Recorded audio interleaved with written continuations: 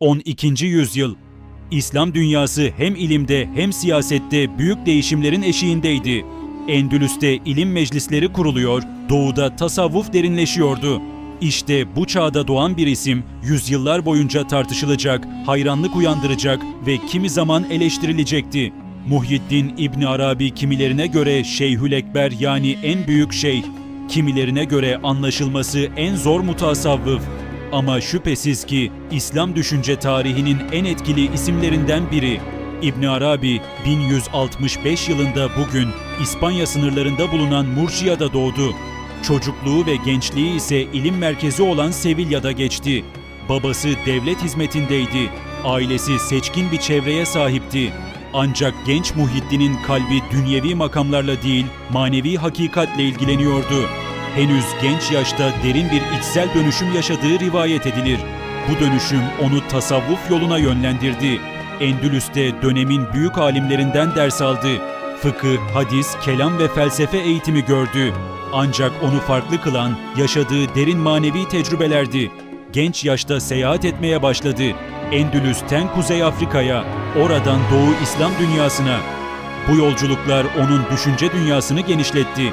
1202 yılında hac için Mekke'ye gitti. Bu ziyaret hayatının dönüm noktalarından biri oldu. Mekke'de uzun süre kaldı. Burada ilham aldığı ve en önemli eserlerinden birini kaleme almaya başladığı kabul edilir. İbn Arabi'nin 300'den fazla eser yazdığı rivayet edilir.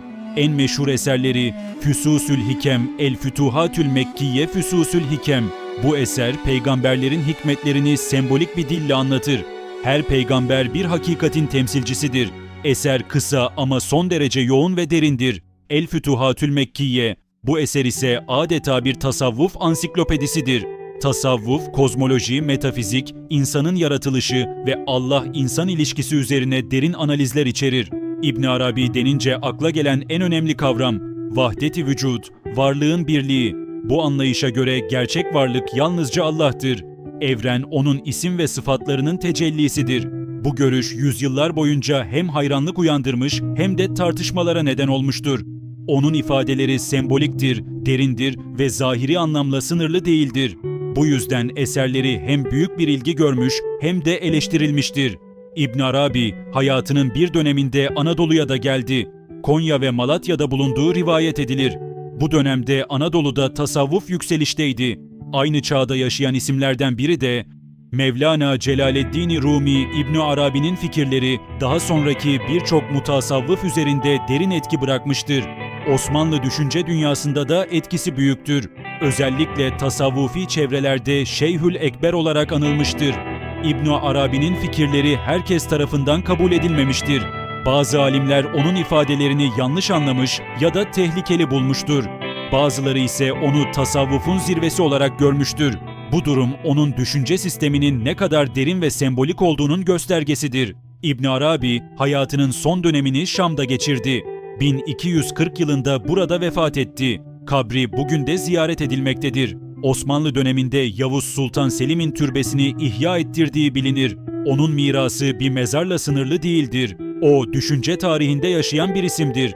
Endülüs'ten başlayan yolculuk, Mekke'de derinleşen ilim, Şam'da tamamlanan bir ömür. Muhyiddin İbn Arabi sadece bir mutasavvıf değil, İslam düşüncesinin en büyük metafizikçilerinden biridir. Onu anlamak kolay değildir. Ama onu anlamaya çalışmak, insanın kendi hakikatini aramasıdır.